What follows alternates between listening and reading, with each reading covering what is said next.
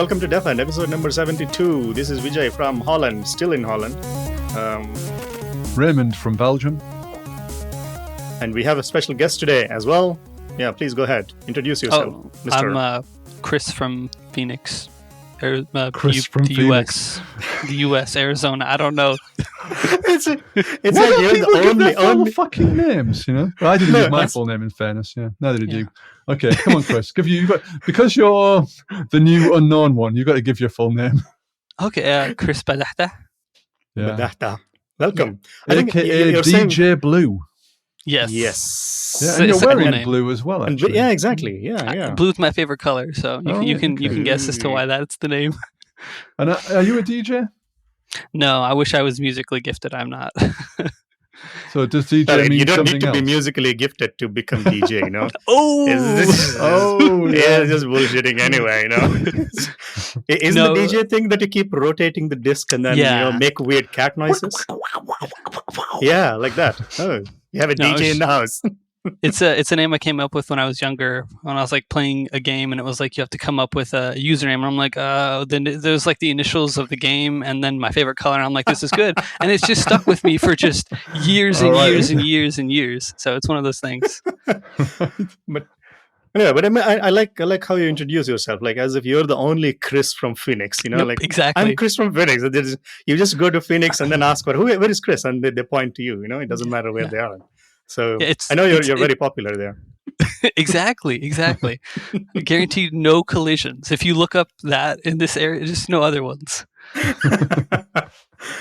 So let's try to narrow it down a little bit more. Okay. So what are you up to in the Clojure world, or maybe in programming world? So a little bit of a bio, you know. Well, I can talk about my journey to Clojure. I think that's yeah. So actually, at least you know the questions better than we do, Chris. Exactly. I've listened to a few episodes. The way it goes, yeah. I mean, there's VJ beating around the bush a little bit there. But okay, yeah. Chris, answer the correct question that you found out. I'm glad you have the checklist. You know, you're just going to go through it yourself, so we don't need to do anything here. Yeah, exactly. What's the point of us now? We'll just say random things, and then you pick out the question that you want to answer. Okay, Chris? Well, you guys don't get to monopolize random things. Okay, I get to say random things too. So, but yeah. I came to Clojure by way of Scheme, SICP. I found those MIT videos. Yeah, brilliant. And I loved them, and I was like, "Oh, this is so good!" Because I mean, before that, I had done a ton of JavaScript, and I was like, "JavaScript is nice." I liked a lot of the things you could do with it. It was very expressive. Mm-hmm. It had object literals, which I think that is the killer feature in JavaScript, is you can just write the data down. Yeah. And then I was like, Scheme is really cool. And I implemented an interpreter and all that stuff. But I was like, okay, now how do I build web apps with this? Because I need to actually build stuff that people can use.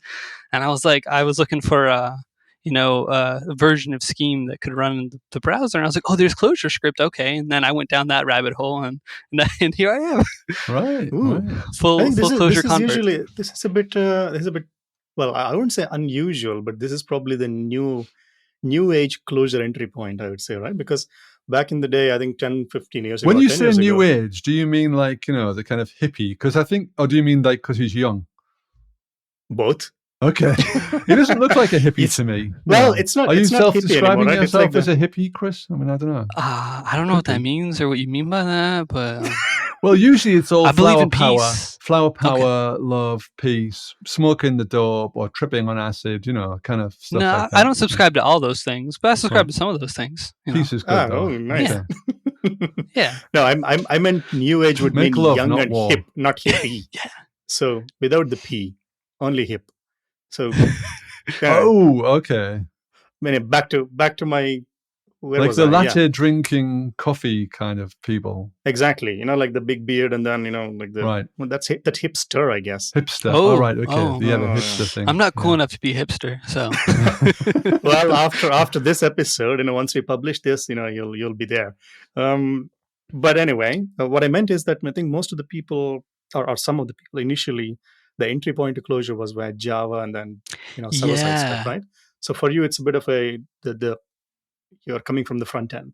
Or you're Yeah, coming from ClojureScript? Well, yeah. I came from like JavaScript on the client and the server. Like I did Node, and I really liked Node, and I was like, found ClojureScript, got really into it, and then actually I used to hate Java in the JVM. I still hate Java, but I love the JVM. Like it's so nice, especially paired with Clojure. It's such a nice runtime to work in. yeah. And I think the tooling for it is probably the best of all the like Clojure dialects. The JVM one has got the most, support. So Yeah, it's really yeah. nice. And because the journey is via JavaScript, did you try?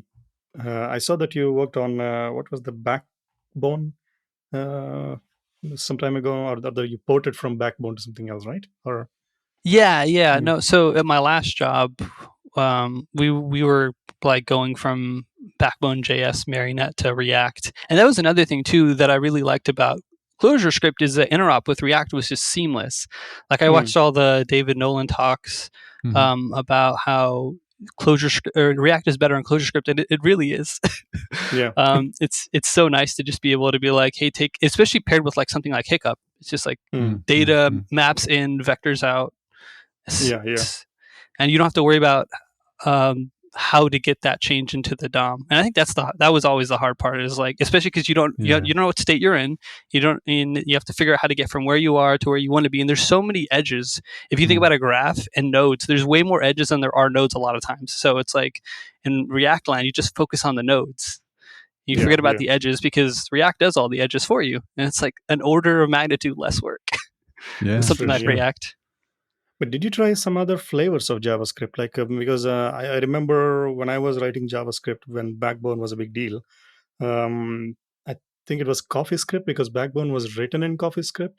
So, or I never got into CoffeeScript. It looked interesting, but no, I started with just like vanilla JavaScript, and I went to like something like jQuery in terms of like UI frameworks. But in terms of languages, it was pretty much just JavaScript all the way.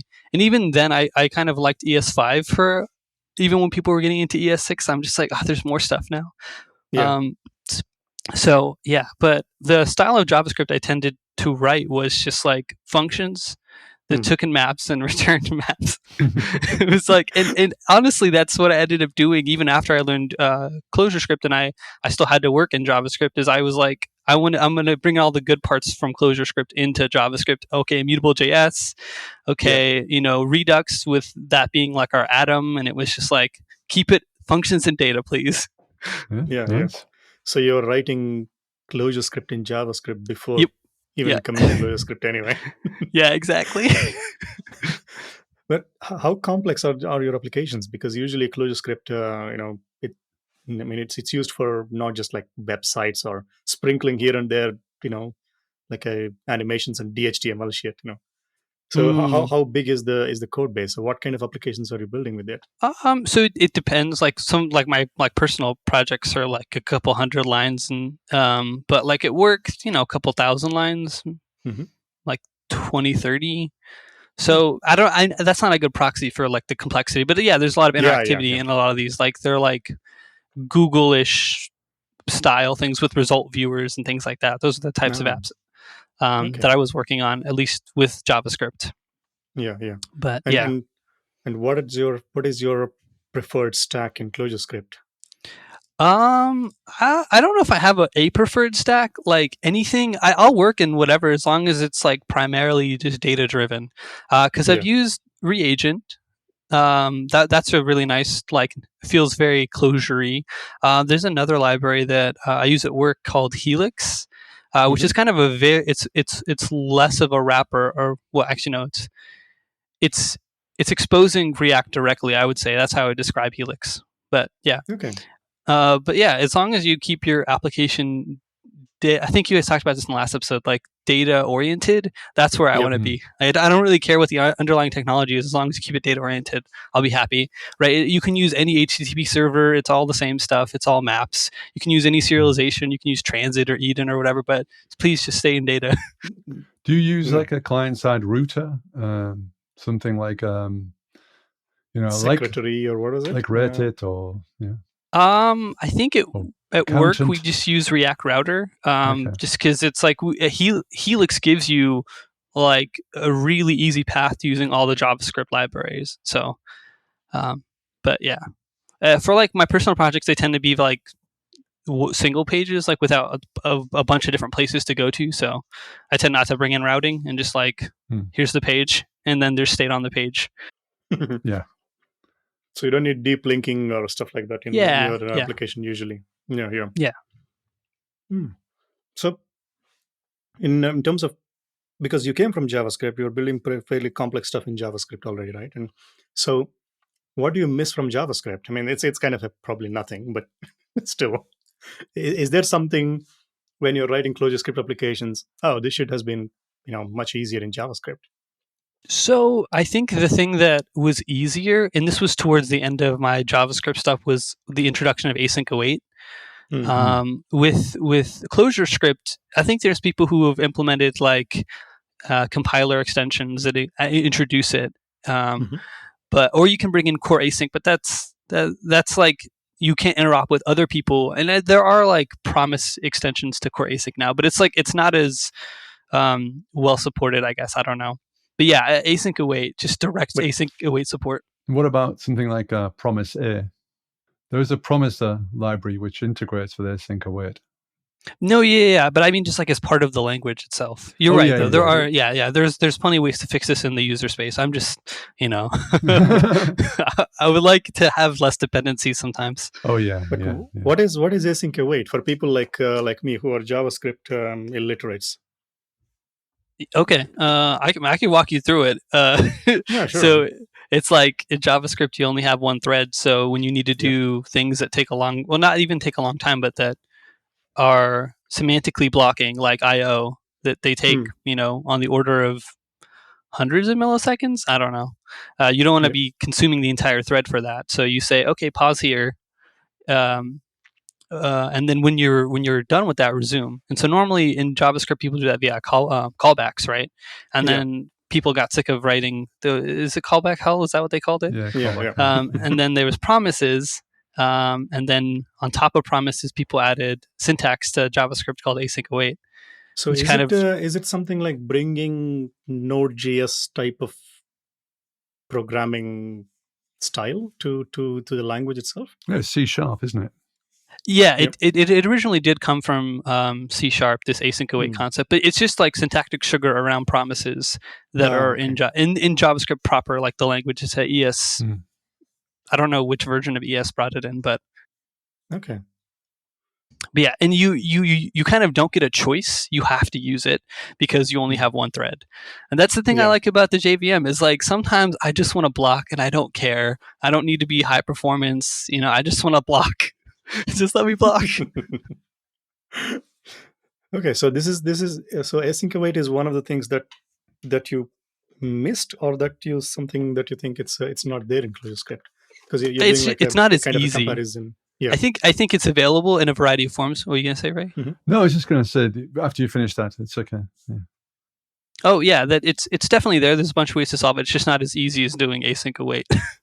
Yeah. Right. There's like you can bring in core async and deal with promises via channels and stuff, or you could do like the library you were saying, Promesia, I think. Yeah. Well, we have to have a show of its own to find out its true pronunciation, the canonical pronunciation. But Promise C, Promise C, or Promisi. It's a GIF. Who knows? But anyway. And then the thing I think the thing that's you mean. The thing it makes kind of challenging sometimes is if you want to do like I/O and CLJC files, and I know this is like supposed to be a platform problem, but it's like it's still. I want to pretend that everything is the same in CLJC, and it's kind of hard when one platform is like all promise based and the other one is like you can actually block them. So I don't know. I'm just yeah. But the other thing I was going to say to you, we were talking about it a bit earlier, was the interoperability aspects of things, because there was a time when, in my mind, before I started talking to you, there was still the time that you couldn't like interoperate with all of the React functionality, the React libraries, the React kind of bits and pieces that have been, brought into the React ecosystem.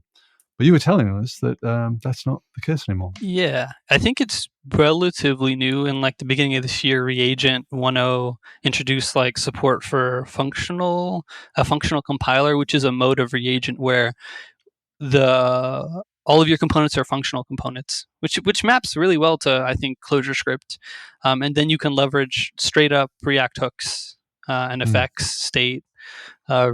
You use reducer, all the like things that are new in React you can use, and they're really nice sometimes. Instead of the class-based APIs that you had to deal with, you can just say use this thing, and a lot of the JavaScript ecosystem exposes hooks, so you can just like pull them in. And with a tool like Shadow CLJS, it's really easy to just pull in npm dependencies and say, okay, I'm using it now. And there's no wrappers around them that need to be maintained. I think that's one of the issues with wrappers, is that they're a maintenance burden. So are you using any of those things yourself? I'm using all those things. Yeah, I use Shadow CLJS all the time. No. What I mean is, are you using any of the libraries from React that maybe you wouldn't have had access to before the 1.0? I don't think so. I definitely just leverage the hooks directly for the things I need. At work though, we use like I was saying, React Router directly because it's really easy to just use it directly. Okay. So. And what is the back end of the application that you're building? It's also completely Clojure JVM stuff?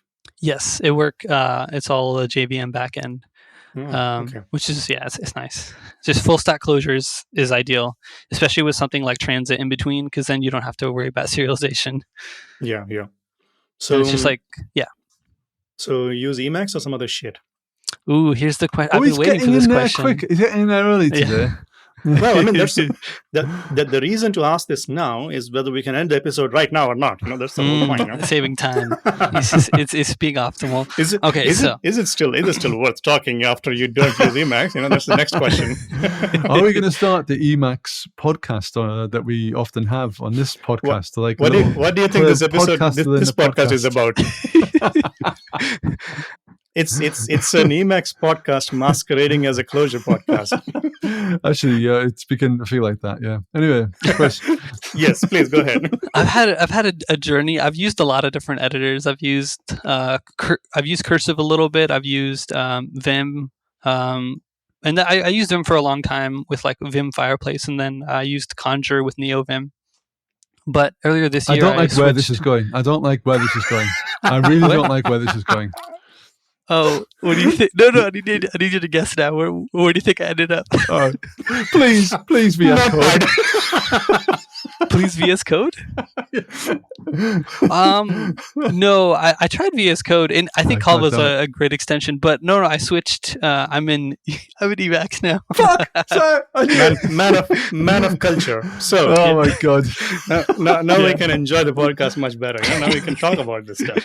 And now like a real programmer. And now we enter the Emacs podcast. No, but it's evil Emacs though, so it's okay, right? Fair enough, of course. It's funny though, because if somehow I disable evil mode, I get completely lost and I don't know how to use my computer anymore. You're just looking in the activity monitor just to kill the session at that point. Yeah, just be like, oh no, hard restart. I don't know what happened. Just the power off. Yeah. Take the battery off. Yeah, I could learn about Emacs, or I could keep pretending that it's Vim. Yeah. Well, I think VJ's activity monitor is running inside of Emacs, so it would be impossible to kill anything. Yeah, there is a process monitor. But I recently started using, quote unquote, using PinePhone, which is like the Linux phone. So the first thing that I did, it's based on like Manjaro Linux or something. So the first thing I did, okay, let me install Emacs, and I couldn't get out of Emacs. Like literally, like on the phone, I couldn't. Because that's good. It's supposed to show that thingy when you swipe from the bottom. Can't work on the phone or something. No, it's Emacs is up. Emacs is running. I can type shit and everything is working. Yeah. So no problem at all. But I can't quit Emacs. Like it's impossible on the phone. It's full screen, and I cannot switch to the app switcher or whatever. So I had to. Are you sure you're not in Vim? You sure? No, it was the proper Emacs thing. So I was like, wow, this is amazing. So I'm just stuck in Emacs now. I can't do anything. Well, it knows what your preference is. Yeah. Yeah, exactly. Everything So else should come to Emacs. That's it's not even that's the message, isn't it? I've got Emacs up right now. What's gonna come in here? Exactly. Give me a phone. Where's the phone? Where's the phone mode? Yeah. It's Altex call somebody, yeah, exactly. Anyway, yeah. But I like that you finally your journey ended at the logical conclusion of the best editor of all time. So. Hey man, I could switch again. I don't know. I don't have allegiances to any editor Do as it, long as you're serving it. Do it. Look, it doesn't matter. It matters what you are using right now until this episode. That's true. He just cares about scores. He doesn't care about the match. He just cares about the results. So if you still want to come for another episode, you know what to do. Keep using him. Or just switch just in time, to be like, oh no, yes, I'm exactly. again. Yeah. You're like the lost sheep, the prodigal son returning home. Like half an hour ago, I just switched to Emacs again. So, that's good enough. Anyway, so, I was talking about the backend stuff as well. So you're doing Clojure in the backend, Clojure script in the front end, and the kind of you're talking about the interoperability, right? That's the thing that you really. I mean, do you think it's way more easier compared to JavaScript and Rails backend, whatever people use? So I do think in terms of like accessibility to ecosystem, it used to be much harder in JavaScript, especially like NPM, but I think that's a solved problem now, both in external tools like Shadow because of the Clojure with the S, I think, compiler extensions that are in that, but also I think in proper Clojure script, you could just export something that can be consumed directly by something like Webpack. So I think this used to be a bigger problem, but it's pretty much not an issue anymore, I think. Yeah. What do you do in terms of like? Oh, sorry, carry on. Sorry, Chris. Oh no, I was just going to say like I do think that a lot of the runtime reification of like developer things is nicer in the JVM Clojure, like namespaces and vars. Whereas like in JavaScript, you're just trying to compile the JavaScript. You're not trying to in the runtime provide a extensive development environment. Yeah. It's like you need the JVM to have a nice JavaScript development or a Clojure script development experience. So on talking about the Clojure script development experience, so you're using Shadow CLJS, so I guess you use its kind of like live reloading facilities. Yeah. I tend to. I'll go back and forth between using the REPL and just saving a file to read. Like if it's render based, I'll save the file and look at what my browser rendered. But if I'm working on logic, I'll just like grab a snapshot of my state, via an atom or something, and run it through some code and look at the results. Maybe pipe it to Portal. Ooh, nice. We'll come on to that in a minute. We'll come on to hold steady. Yeah. So yeah, okay. So any other sort of tips and tricks for people out there with doing Clojure script development? Yeah, for me, one of the things I really resisted early on was the JVM. I was like, I want to do JavaScript, but I don't want to take on the JVM. And I in retrospect, I think that's just like, who cares? If it works, it works. And you do get a really nice experience if you use something like Shadow, where there's and Figwheel, I think actually as well has like good NREPL support, and you just connect and start evaluating forms. So don't resist the JVM if it's new to you. Yeah. But I think how did your Clojure script?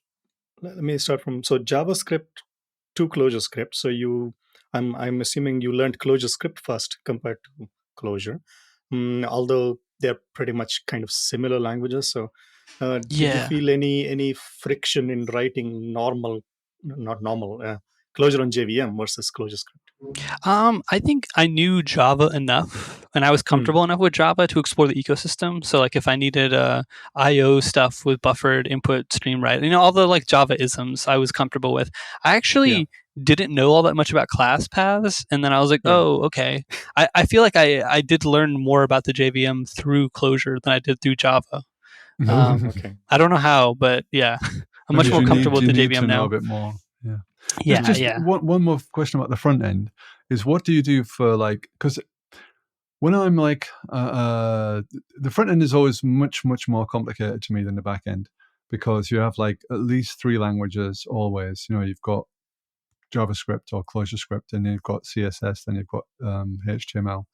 So, I mean, how do you kind of like, what do you do to reduce the amount of like complexity or friction between all these things? Do you just pick some CSS and just like stick with it, or do you how do you work like that? I mean, is it sort of a designer makes a CSS and you all just use it, or is it more fluid? Are you involved in that aspect of things? So there's like 2 modes. Like there's like what I do on my projects, and then there's what I do at work. At work, we're just using Tailwind. I think it's a pretty popular solution for CSS these days. And then we just use Helix for the React components, right? So it is technical. I mean, it's all in ClojureScript, and we write very little CSS because we're just leveraging Tailwind for the CSS. But on my personal projects, I like to keep everything as like just ClojureScript data, or sorry, I guess Clojure data, and pickup is the HTML, and then maps are the CSS. You still have to understand the semantics of what the data means, which I think is still a hard problem. Like we always say in the Clojure community, everything's just data. Yeah, but what does it mean? Like that's still a problem. We have to be able to communicate what data means. I mean, but at least it's a map. What do you mean? It's a map. Yes. Moving on. But what do these keys mean? It's a map. Yeah, but that's the sort of matrix the type question, isn't it?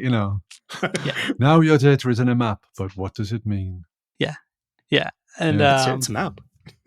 But at least if it's a data, you can at least start building a UI to inspect it, and and then you get leverage across all these different data formats. You can make the fork bend, Yeah, exactly. But yeah, in my personal projects, I just like to keep everything in ClojureScript. Even my CSS, I like to, like the Java, the CSS and JS thing. I like to do that, except in ClojureScript. The problem is that there's a lot of features in CSS that are only exposed via like class names and pseudo selectors, and like you have to be in the CSS file. So what I tend to do is I write, and I think you can use something like Garden to generate your CSS, but I think that's too far away. So what I like to do is just generate the CSS at runtime in my browser, and then just link them together. Because turning a map into CSS is really easy. You just like put some colons in there, some semicolons, and you just say, here browser, here's a new class name, and you can generate that class name and then put it on the actual DOM nodes, which I think is what something like styled does in JavaScript land. So that's how I like to work on my projects. It's just to put everything in ClojureScript. And then the other benefit to doing something like that is that you get free linting with something like CLJ Condo because it's Clojure, right? And if you have programmability, you have if statements, you have when statements, merge, like all of your data manipulation is all checked by your static analyzer like CLJ Condo, and your formatting, I don't need a new formatter. It's all just Clojure. I have a formatter for Clojure. I have a static analyzer. I have all these things for Clojure. I can move it to the JVM if I wanted to leverage it because it's all just Clojure data. So, but isn't it going like too far? I'm just being an ass, but as usual. But isn't it like utilizing the same language for everything? Isn't it like complecting things? I would agree if we were trying to use something like an HTML-ish hiccup language for CSS or the other way around. But I think if you can have a one-to-one correspondence between your data structures and your target domain, it's like, who cares? It's a direct mapping. The documentation is identical because it's like, and actually I think that CSS maps better in ClojureScript than it does in JavaScript, right? Because in ClojureScript we have like kebab case with the dashes, so I can copy code that's exactly CSS pasted, switch the colons, and I'm good to go. So I do. In the end, I think CSS is more or less just data anyway, right? So it's just interpreted by the browser. So I think they're exactly. Yeah, the impedance mismatch is less in that case anyway. Or maybe nothing there. Yeah. Yeah, I do think that CSS is still fundamentally hard no matter how you do it, because it's a constraint language and you have to think in terms of constraints and layout, and that's not a problem that goes away independently of the technology you use. You still have to know all the quirks, all of the, CSS isms. So because which I one think do you it's go with? Do you go with like Flexbox, or are you yeah, I'm a big fan of Flexbox. I've been using Grid sometimes. I like Grid, like you can have gaps in your grid, which is kind of harder to do in like other things. So I'll use Grid sometimes for that. But yeah, anything that's available in CSS that I can use to solve this problem, I'll use. I used to use like the floats. I hate that. So Flexbox is way better than floats. yeah. yeah. But isn't the world moving towards everything is going to be Canvas these days? I read. I think Google is Oh, trying to yeah. convert all the shit to Canvas now. You So say yeah. it's Google going to be Docs, much. right? The Yeah, Google. Google Docs. Yeah. Yeah. I think they're solving a very niche problem though, right? They're like they want a high performance text editor in the browser. It turns out the browser isn't a high performance text editor, so I think that's fine. But I don't think everyone's going to do that. I mean, like not everyone has the same budget and capacity that Google does. So, But isn't it the case that eventually they're like, if you think about what they've done, I mean, I hope what they'll do is they'll release a whole bunch of open source stuff to make it easier to write Canvas apps. And for me, that would be excellent, because I think it's a underused resource, because HTML and everything is not made. I mean, the whole DOM is a piece of shit, basically. If you could just replace the DOM and throw it all away and just use a canvas, to some extent, that would be a bit easier. Aren't you arguing for Java applets or something? ooh, A Flash. No. Well, kind of. Yeah. I mean, there's Tonsky who's done this thing recently, hasn't he, with SVG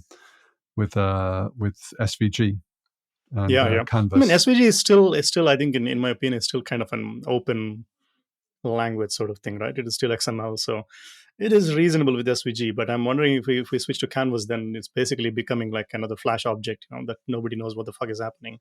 yeah, you It's still compiled need to code delivered to the solve browser. Yeah. all the same problems with layout, and like people are like, we need responsive websites because we only want to write it once. So you still like, even it doesn't matter how you get the pixels on the screen, right? What matters is like how you deal with interaction and state and all those problems. Like if you go to Canvas, you still need to solve them. Whereas right now in JavaScript with the DOM, it's kind of solved, not super well, but it is solved. Yeah, but I think that's a question. That's me. I don't like that answer, because I think that it's like all the complexity is brushed under the carpet. And if you kind of throw away the DOM, because what you're doing, I mean, with HTML and all this stuff, is you're kind of abusing it to some extent. The whole idea of an application in the web is a kind of like, it's not what it's meant for. It's meant for documents. It's called a document object model, and everyone says that it's, oh yeah, but whatever. No, fuck off. It's not whatever. That's what it's meant for. So all this other stuff, all these like the JavaScript things were meant like for showing little enhancements, not for running first-class applications. Well, I mean, that's debatable, but still, it seems like the fact is, once it's out there, it can be made to work in a certain way. I think it's potentially the same thing for Canvas, I think the thing that I would want changed about the web and like HTML and CSS is just less. Can we have less things? Because I feel like right now, because of the need to keep backwards compatibility, you run across articles on how to do the thing, and then how to do the thing in this new thing, and and it's like, what's the right way to do it, and you don't know. Yeah. So my argument, or what I would like, is just less options, because then it's like it's easier to choose what to do. And I love that about Clojure, is that you don't have a lot of options. It's like you have data and you have functions. Continue. Yeah. What you mean? You don't like the idea of a vast array of tick boxes at the bottom of every single page about which version of the browser and which browser? It's been, it's like this big block of stuff at the bottom of every page of MDN. Yeah. Every time I want to use a feature, I'm like, can I use this? Is this still a relevant feature, or is there a new way to do this? I mean, there is an easy way out, right? I mean, like in the 90s, you can just put a nice GIF at the bottom that says, this website is optimized for Internet Explorer for 1080 by 960 or 720. That's it. And then fuck off. If you don't have the Internet Explorer 4.5 running at 480 by 320, whatever, then you can't use my app. So it's fine. It's like this thing that we're running now with Zencaster. It's optimized for Chrome, and it tells you to fuck off if you're not using Chrome. Oh, really? Okay. Yeah. I mean, you can use Firefox as well. No, I tried Well, Firefox, and you can't use it. It doesn't work? No. Oh, okay. It's weird. It's all because like Chrome I did stuff. use So it it's all Brave or I use Chromium, but But these days, I think everything is all roads are leading to Chrome anyway. Wow. No. All roads leading to Rome, leading to Chrome. Okay. No, I hope not. I hope not. That would be horrible. Well, IE has a Chrome engine now, I think, or WebKit, whatever. Not WebKit. The Chrome shit now. IE, the Edge, whatever. Yep. Edge is Chromium based. Yeah. Yeah, Edge is Chromium, Brave. Yeah, all the shit is now. We're going into the monoculture, but that's what I think the openness of the web is what that created this ecosystem of weird shit. That's nice. If we say there is only one way to do shit, and if we go back to saying, hey, document object model is only for documents, then no. What I meant is, what I meant to some extent is that, like, I would argue that like Canvas is a bit like WebSockets versus HTTP, in the sense that it's a kind of more open protocol. So you can have more creativity around that in some ways. But of course, you've got this problem of standardization. But you have a problem with standardization on the web anyway. See above. Yeah. Anyway, so I think we'll all move to Canvas then. Or bring back Flash. Fuck it. I don't want to. I would not like to implement the apps that I've implemented in Canvas, because without like a lot of substantial infrastructure, like layout, events. No, but that's what I mean. That's what I mean. I'm guessing that Google, with all of their stuff, with all their budget and all that kind of stuff, because if they've, if you can think about React as, why do all these big companies open source shit? It's because they want want programmers from the outside world to be able to come to them. And they want to be able to maintain it, and all this kind of stuff. Yeah. There's some beneficence as well, but there's a large degree of enlightened self-interest. So my guess is if they did make a thing with Google Docs, they will use it on other Google pieces of the Google estate, as they say. They'll want to use that technology elsewhere in Google, and then in a year after that, once it's all like settled down and they've got a competitive advantage, they'll think, okay, well, let's open source it. And they'll have all this infrastructure for events and for this kind of that and the other, Yeah, I think that's something that they kind of kickstarted, right? With the first Gmail version was exactly. mind blowing to see this in the browser. And Google Maps, Yeah, exactly. Google Maps, and the pushing the envelope, and then that is triggering this whole cottage industry. Now it's like a huge industry of spas, the single page application. So maybe they'll do that. So that'd be nice, though. Yeah, and if it had an API like React, I probably would just be like, okay, if the pros outweigh the cons, like it's faster or there's less quirks, as long as I get my like reactive API, and I don't have. And that's the nice thing about something like React is it kind of abstracts a lot of the issues with the browser. I don't have to worry about setting up handlers and then unsetting them up and worrying about like memory leaks and all that stuff. I can just, hey, make this the page. Okay, cool. I'll be back later. Yeah. But my guess is that would be even easier with Canvas, though. But okay. Yeah. I mean, we'll see. Well, I'm pretty sure Google is going to release AWT for Canvas. Yes. That's what we need. CWT 1.1. Yeah, the Canvas CWT. Web Toolkit. Yeah, like because they had a GWT, didn't they? Yeah, exactly. Something like that. Oh my god. Anyway, okay. So let's get back to Clojure World. In a cozy Clojure World. So the data exploration part. So you're talking about, you explore the data, you check what is in there. So you're saying something about Portal. So let's get into it. What is it? What is it about? So Portal is an open source project I work on for like exploring data, not big data, not small data. Kind of like there's a lot of medium sized data that we have to deal with. Right? It's like the Goldilocks data. Yeah. Well, it's like a map with more than like 20 keys. You print that out and it might look weird, and you're trying to print it and you're trying to figure out, and it's just kind of sometimes hard to work with. So, and like print only goes so far, I think. So I think the next evolution was something like Rebel, right? That's the first thing that came out, and Datafy and Nav, where you take objects that aren't data and you turn them into data, and then you can navigate them. And that was like in the Clojure ecosystem, I think, when a lot of this but before that there was an inspector, and there still is an inspector in Clojure. I never saw it used a lot though. But yeah, Rebel kind of took off, and then Shadow has an internal inspector. Reveal has like a thing, and I'm like, okay, well, I want to make one that works on all the platforms. So I think the strength of Portal is that it works in the web. On the web, it works in Node, it works in Babashka, it works in the JVM, and I'm working on a one for Erlang right now because Clojure is pretty cool actually. So Ooh, right, nice. and it's like, hey, you implement a little bit of code for your runtime, which exposes. And I think I talked to this a little bit on apropos. Is like you have this API that your host process implements, and then you can just shovel data back and forth, and then you should be able to re-leverage all the UI that you have. And I've kind of that's where I've been experimenting with like different ways to visualize information. Like, the normal thing is to put things in tables, but there's a lot of other ways you can visualize information. Like one thing this last week I was working with my coworker, and we kept we had dates, and we kept trying to figure out, okay, but how long ago was this? Okay, let's have a viewer that tells us how long ago. Like the thing that Moment.js has, which is like 10 minutes ago. 10 like minutes ago, turn that into a viewer. And now, anytime I have an instant, I can just say, oh, how long ago was that? 10 minutes ago. Oh, and then I want to look at it, is it formatted like as a normal date or something? And then maybe I don't know what format this is in, because maybe I live in a different place in the world, and I can hover over and it can say, oh, this is the month, this is the day or the date, because it's flipped in different places, right? So it's like all these little things that just would make life easier. That's only a US problem, Yeah, no, I know. I was like, a decent place. The US is like needlessly different sometimes. Like, why are we metric? Why are we still doing miles? Oh God.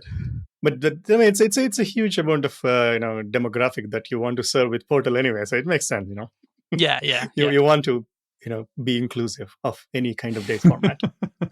Yeah, as long as you tell people what it means, or it's then I think people are open to, like, people are very good at picking up on. It should also lead to something like my mother saying, back in my day. Okay, what does that mean? Like there is a translator for back in my day from your mother. From your grandfather. That would be a nice formatter. Anyway, so so what is this built with, on, by, like, is it a web application? Is it something that runs an Emacs? What is the idea here? It doesn't run an Emacs, although. Okay. Thanks a lot, man. It was nice talking to you. No, but like one of the cool things I liked about Emacs is I have a bunch of shortcuts set up that call Portal API functions. So like in my editor, I can do like Control-L and it'll clear my Portal session, or I can do like that's the one or I can open it up, right? I have Command Option or Command Shift O will open up a Portal session. So it's like I can still leverage shortcuts on my runtime from my Emacs. So what is the architecture like? So how does it communicate with your process, and what is it built on? So it's doing HTTP, it's doing WebSockets, and it used to speak transit. I moved away from transit a little bit because I wanted more flexibility with how I serialize information for the UI. So I have a protocol based I did the same thing Transit did. I don't do anything novel.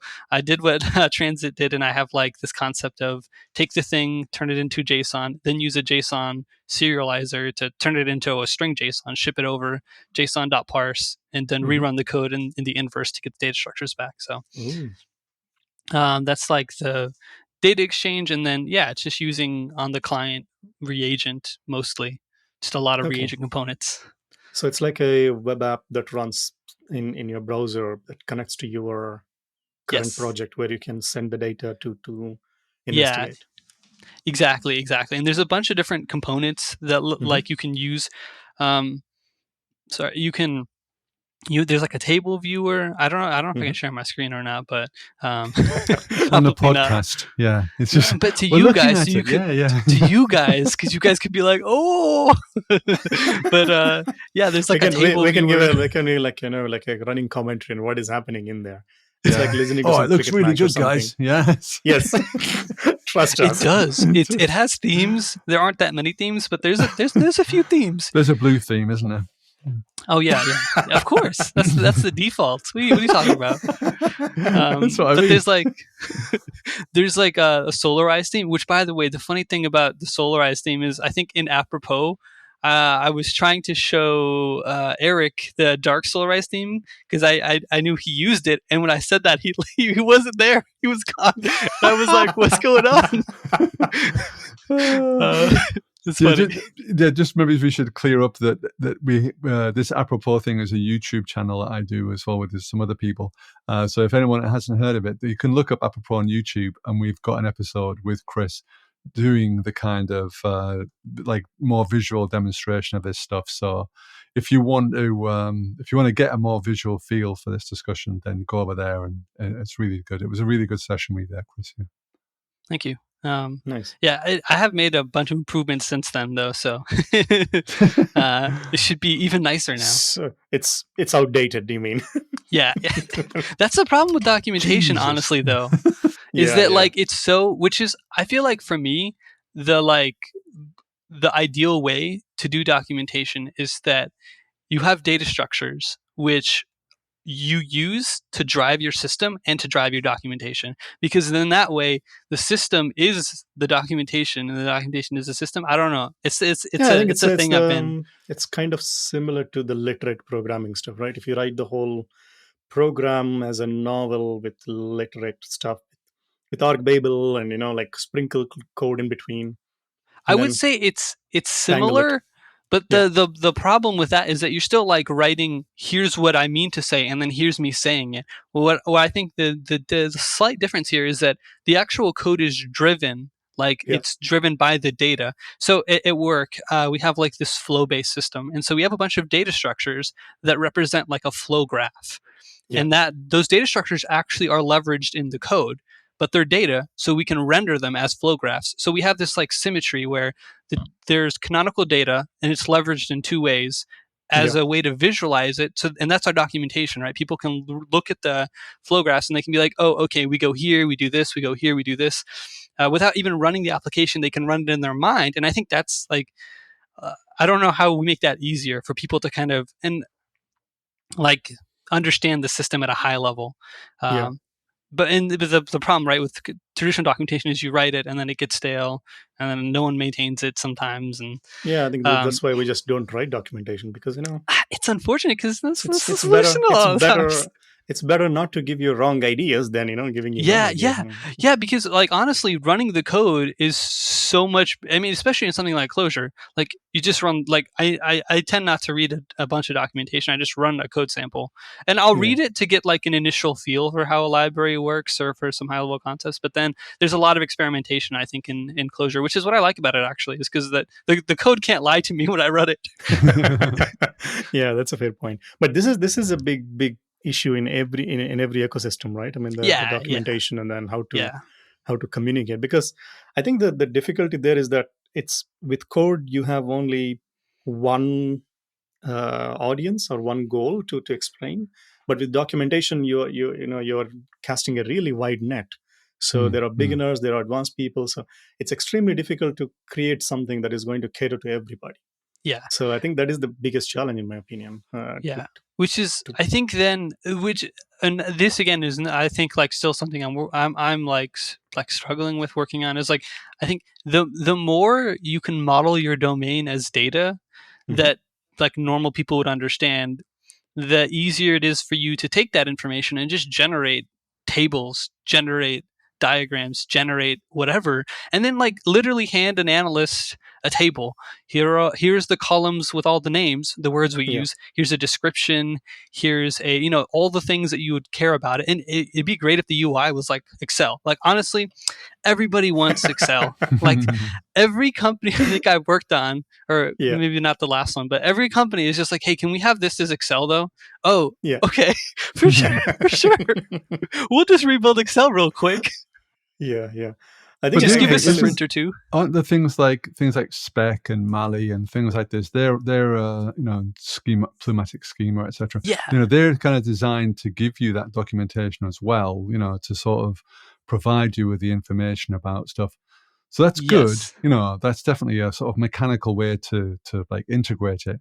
But I often feel like that one of the problems of that is that it misses like what you were talking about, Chris, which is like overall intent of the system. Because, you can say this particular data structure is made up of these things, but why? What does it mean? Yeah. I do think that actually those systems are like Molly and like Spec are really interesting because it lets you start to write down some of these things that are important to you. But I think the hard part about that is the accessibility. Like one of the things we do is we have like a spec for our flows, but then you run the spec and we do like explain data, and it's like this big medium. It's not this big, it's medium sized data, which is kind of hard to deal with.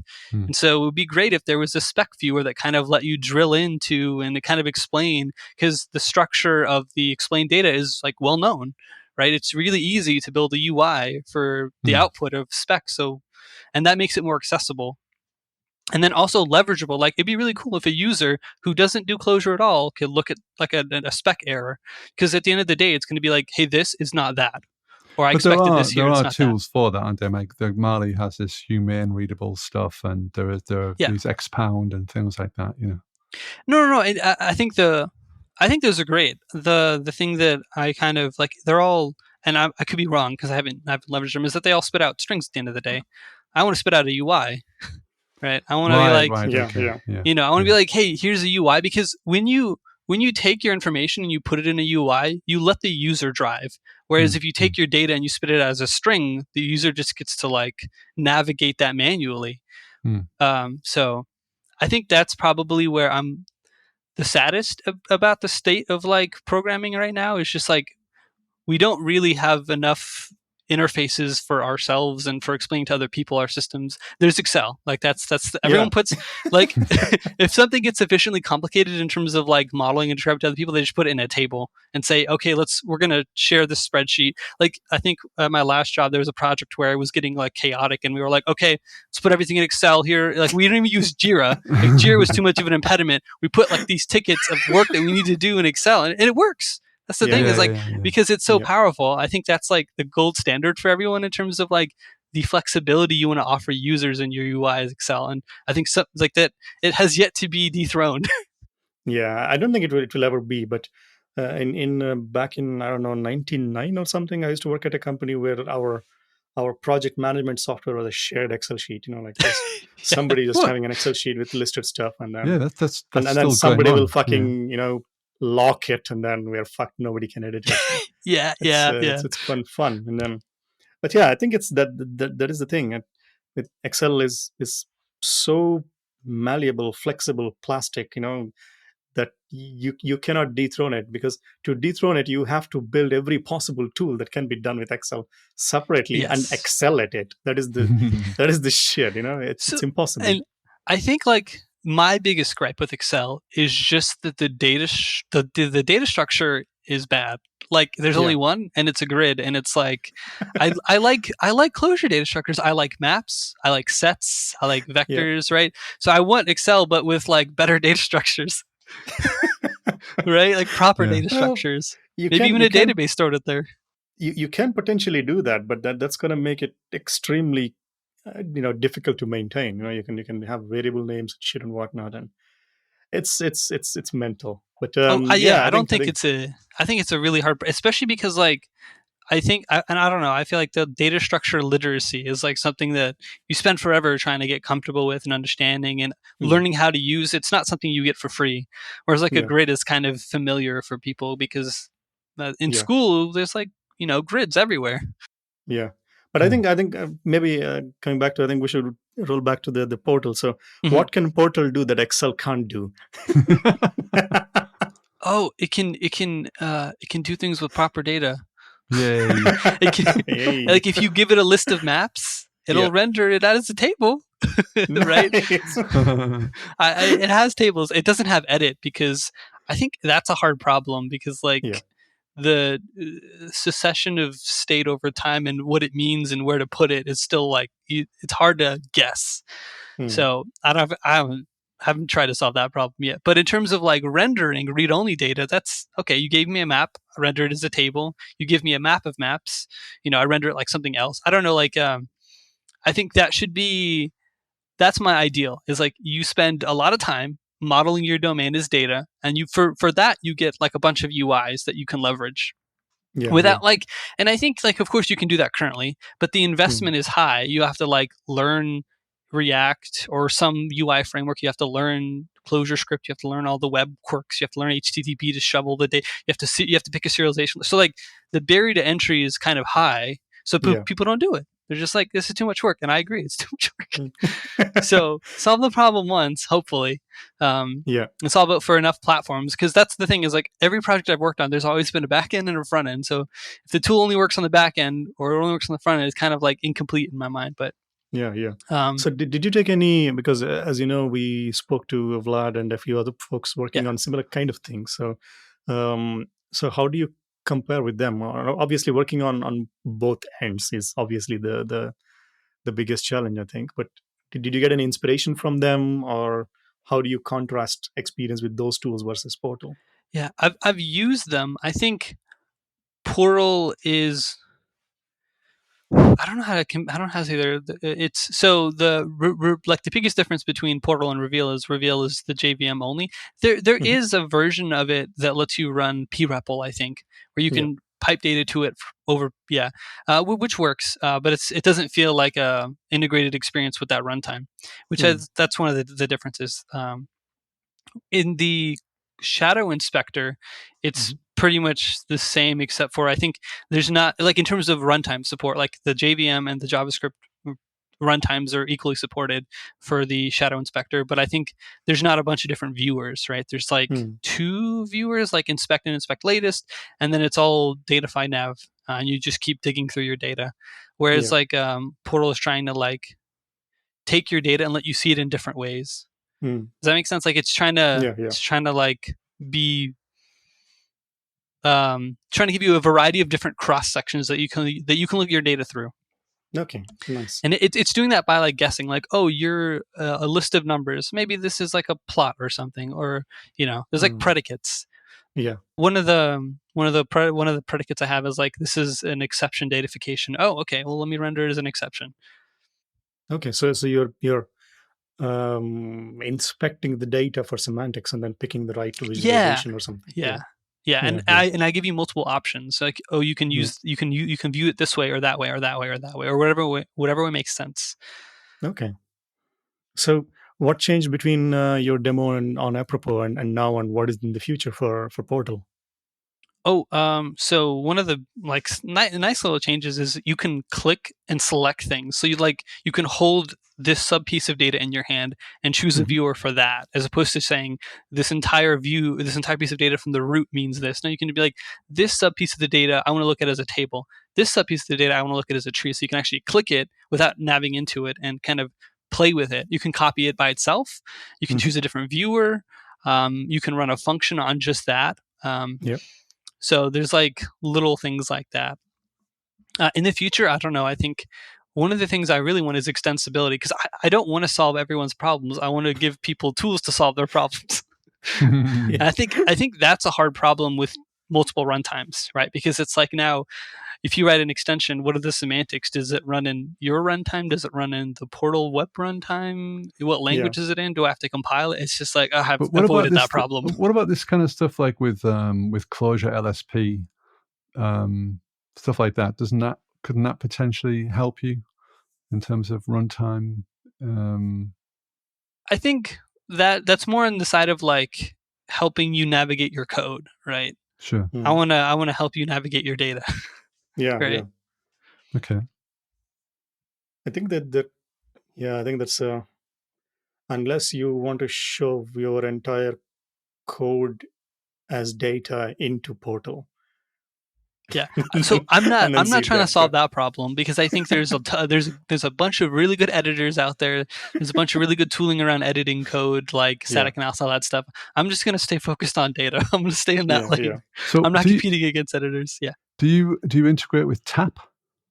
Yeah. That is one of the nice things that Clojure added recently in 1.10, I think, is that now you can, instead of print, you can do tap, and that'll send that object somewhere else, and I put up my hand and I intercept, and I'm like, cool, thanks for passing me that, and then I do a bunch of stuff with it. Like I store it off in a list in an atom, and then I can send it to the UI and serialize it. I can do a bunch of fun stuff with it directly. So how else do you get the data other than tap? How else do you kind of like inspect these things?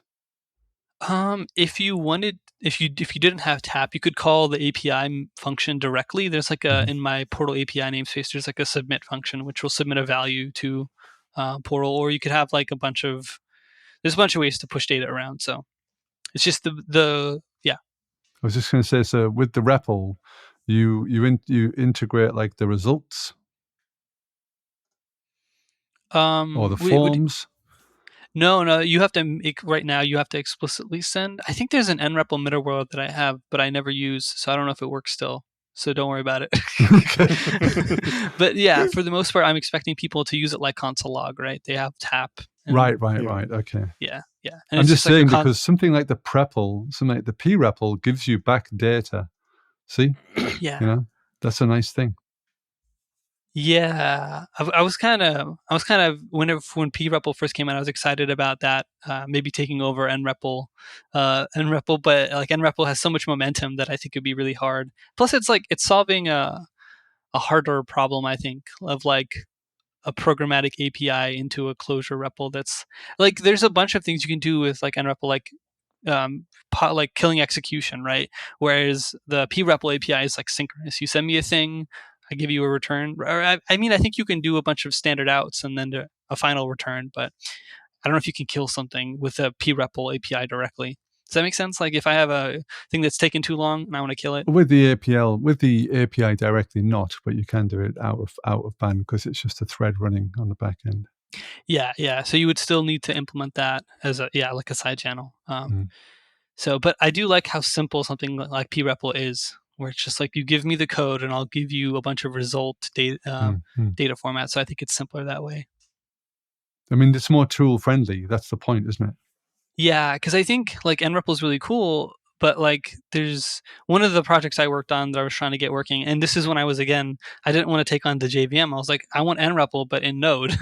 And I was like, oh, this is actually a bit harder than I thought to implement. So like the encoding is this thing called Ben code, which I had to learn and like do. And then, these are the different data formats and the semantics. And it wasn't, and like nREPL is cool. I'm not being disparaging of nREPL. But I think they're changing. I think they're giving an Eden. There is an Eden format either coming or it's out there recently.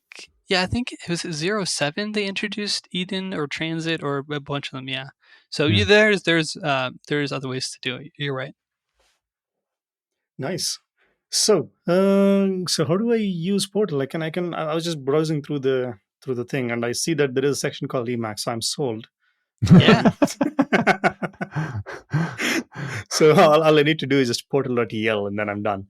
If you just want to try it in the browser, there's a link at the top that you can click on, and so that link takes you to a website that's like a progressive web app. So you can use it. You can install it locally, so you have a nice little icon in your Docker or whatever OS equivalent. Wow. And you can use it to. It used to just be for a demo, but I was like, nah. You can just put a file in it and it'll try to parse like a markdown file or a JSON file. It'll parse it.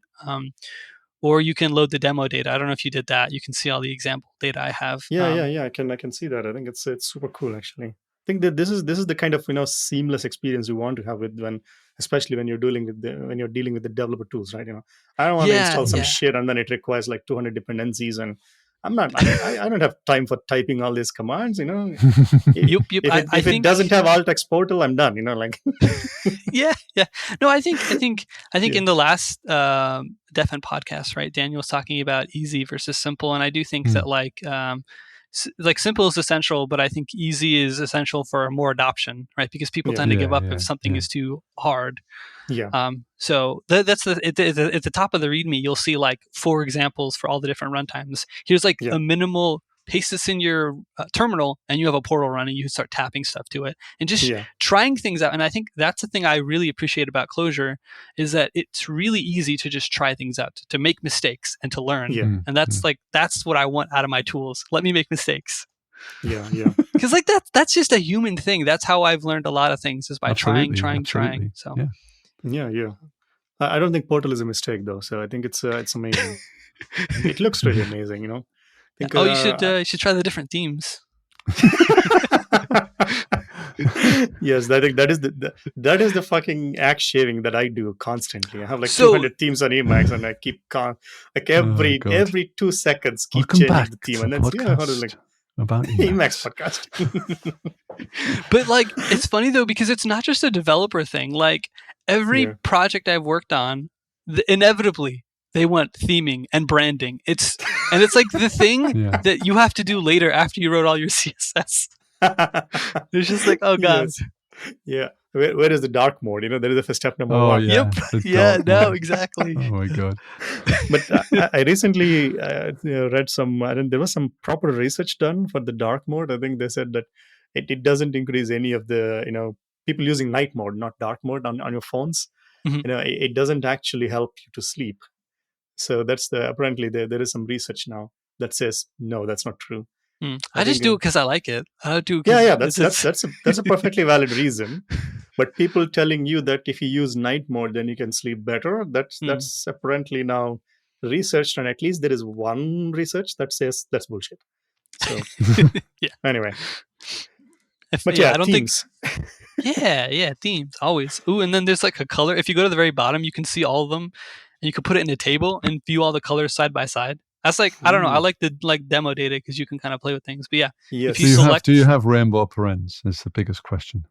yes, only for the tree viewer though, because that's where it made the most sense. If you switch to the tree viewer, you can see like the rainbow parens.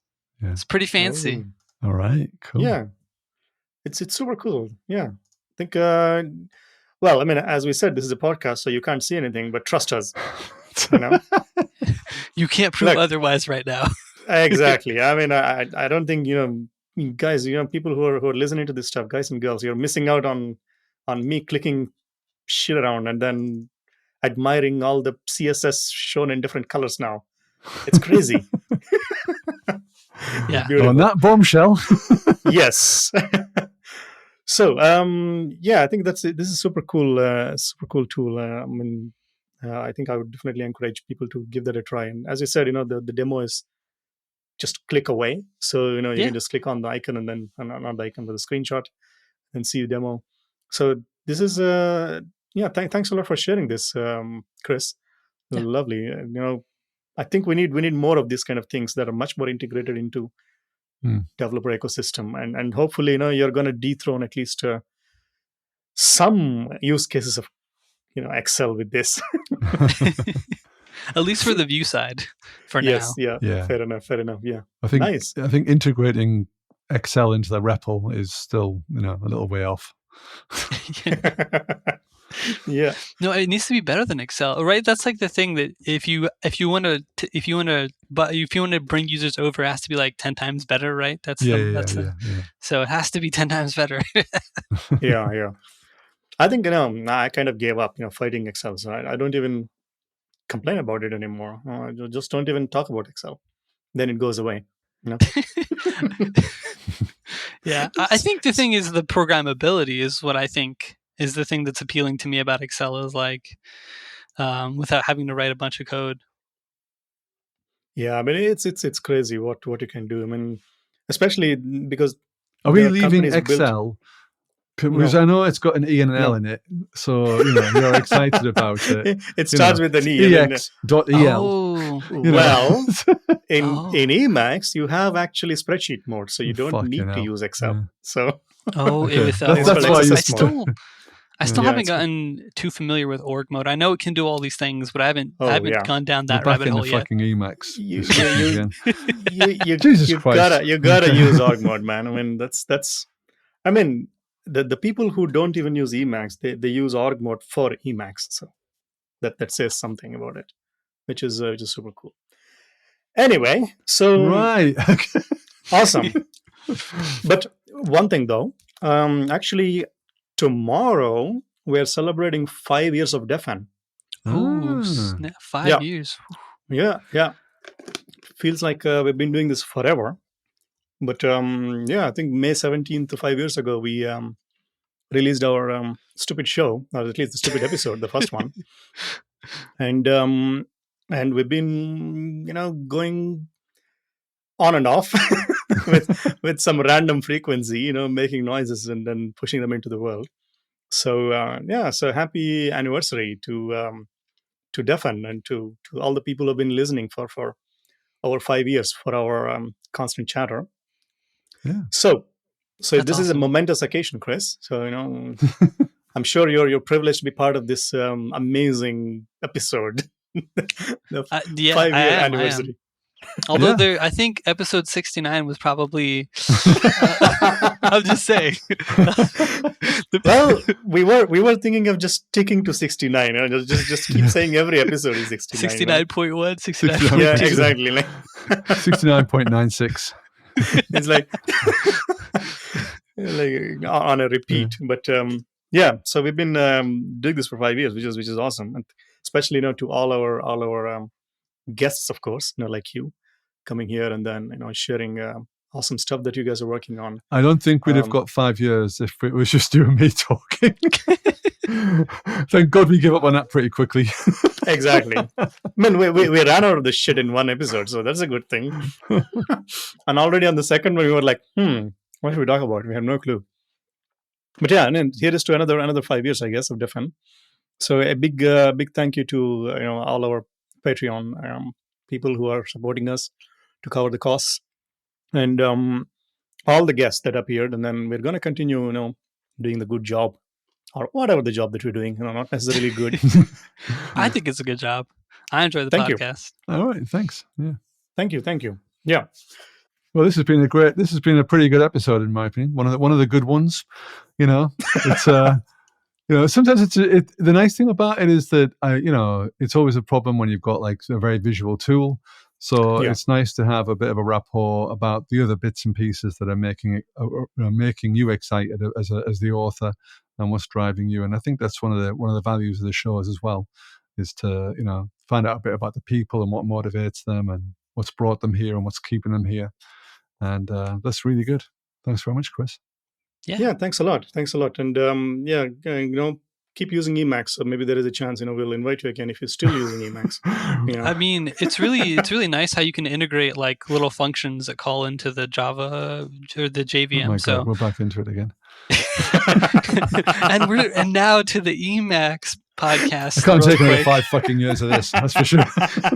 Cursive is cool too. Okay, right? Cursive is cool. I like cursive. They have cool colors. Don't panda. Okay. I'm trying to get back on in the future. You got to do a little bit. Anyway, that's I think that's a wrap, I guess. So thanks again, Chris, for joining, and thanks a lot to all our Patreons. And we are thinking of doing something with people who are on Patreon soon, because there is this Twitter Spaces now. So we're thinking maybe we'll arrange something on Twitter Spaces, so we can all get all of you, at least 10 people talking together. That's going to be fun, as you know. Everybody talking at the same time on Twitter. But we'll announce something soon on Defin on the usual channels. So that's it from us. This is episode number 72, 5 years of Defin, and Chris, taking us into Portal. Thank you for listening to this episode of Defin. And the awesome vegetarian music, or the track, is Melon Hamburger by Pizzeri. And the show's audio is mixed by Wouter Dullert. I'm pretty sure I butchered his name. Maybe you should insert your own name here, Dullert. Wouter. If you'd like to support us, please do check out our Patreon page, and you can show your appreciation to all the hard work, or the lack of hard work, that we're doing. And you can also catch up with either Ray, with me, for some unexplainable reason. You want to interact with us, then do check us out on Slack, Clojurian Slack, or Clojureverse, or on Zulip, or just at us at Defin Podcast on Twitter. Enjoy your day, and see you in the next episode.